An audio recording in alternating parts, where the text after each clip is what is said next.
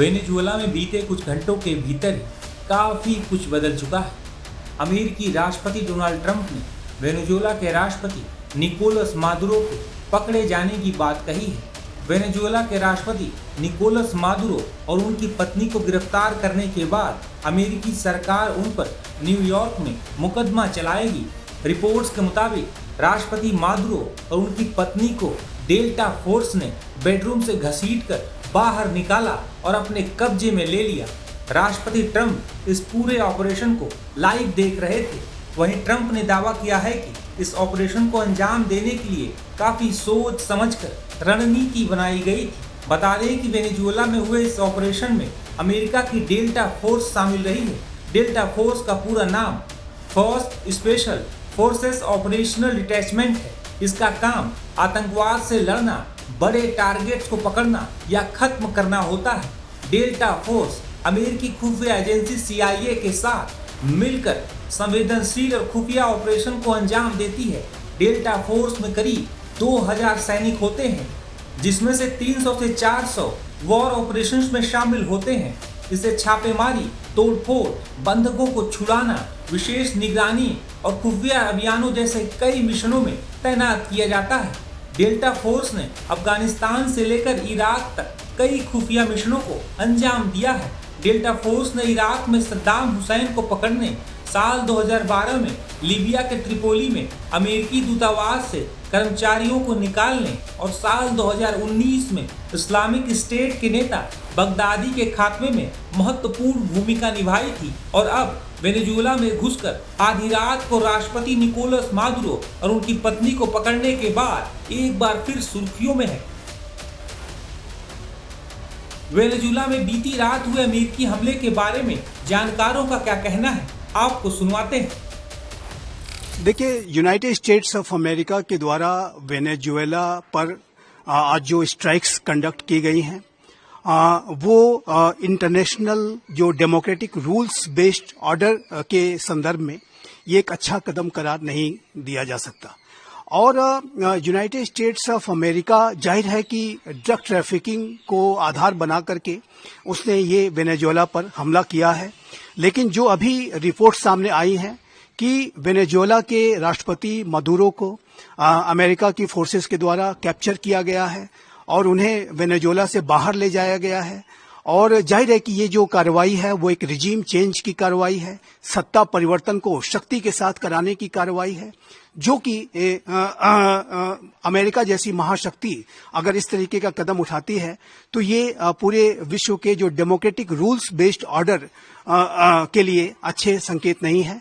और यही United states of America जो कि पूरे विश्व में लोकतंत्र की, ह्यूमन राइट्स की और डेमोक्रेटिक रूल्स बेस्ड ऑर्डर की दुहाइयां देता है, उसके संदर्भ में अपने तर्कों को रखता है, आखिर वो किस आधार पर अपने इस एक्शन को डिफेंड कर पाएगा।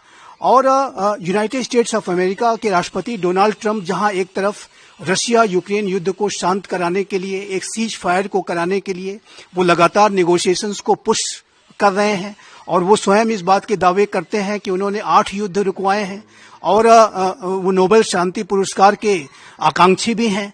और ऐसे अमेरिका के द्वारा और अमेरिका के राष्ट्रपति डोनाल्ड ट्रंप के एडमिनिस्ट्रेशन के द्वारा वेनेजुएला पर किया गया हमला, आखिर अमेरिका किस आधार पर फिर डेमोक्रेटिक रूल्स बेस्ड ऑर्डर की बात कर पाएगा।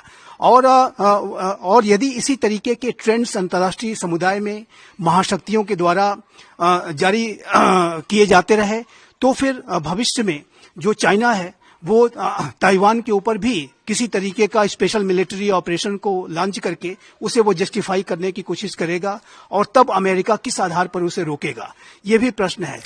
ये जो स्ट्राइक हुआ है यूनाइटेड स्टेट्स का वेनेजुएला के ऊपर, एक अनफॉर्चुनेट स्ट्राइक है, बिकॉज एक बहुत शक्तिशाली देश, एक मजबूत देश, एक वीकर देश को सबक सिखाने के लिए स्ट्राइक कर रहा है। और जो रीजन दिया जा रहा है कि ये नारकोटिक्स ट्रेड जो चल रहा है वेनेजुएला में वो एक सिक्योरिटी कंसर्न है और जो मनरो 2.0 का डॉक्ट्रिन है उसके विरुद्ध है और इसीलिए अमेरिका को ये स्ट्राइक एक्चुअली करनी पड़ी। बट इसका असली रीजन अलग है और इसका रीजन ये है कि वेनेजुला चाइना के और करीब आ रहा था। चाइना के काफी इंफ्रास्ट्रक्चर प्रोजेक्ट्स आज हैं वेनेजुला में। चाइना अपना सर्विलेंस की टेक्नोलॉजी वेनेजुला को दे रहा था। रशिया के मिलिट्री एडवाइजर्स हैं जो वेनेजुला में काम करते हैं और इसको रशिया से हथियार भी अभी रिसेंटली वेनेजुला ने लिए हैं। और जो ईरान का भी इन्फ्लुएंस बढ़ता जा रहा था वेनेजुला में, because drone technology Iran Venezuela को दे रहा था। तो वेनेजुला अपने आप को मिलिटरीली स्ट्रांग करने की कोशिश कर रहा था। वो एक डायरेक्ट थ्रेट यूनाइटेड स्टेट्स को लग रहा था कि अगर इसको वेनेजुला और वो जो उसके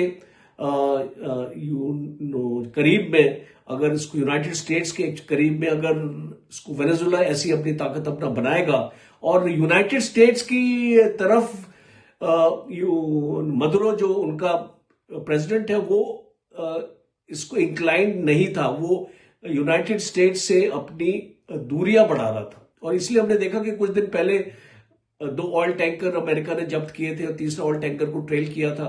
तो इस तरीके की कोर्सिव एक्टिविटीज अमेरिका कोशिश कर रहा था और मदुरो को डराने की कोशिश कर रहा था, पर वो डरा नहीं और इसीलिए ये स्ट्राइक हुई है।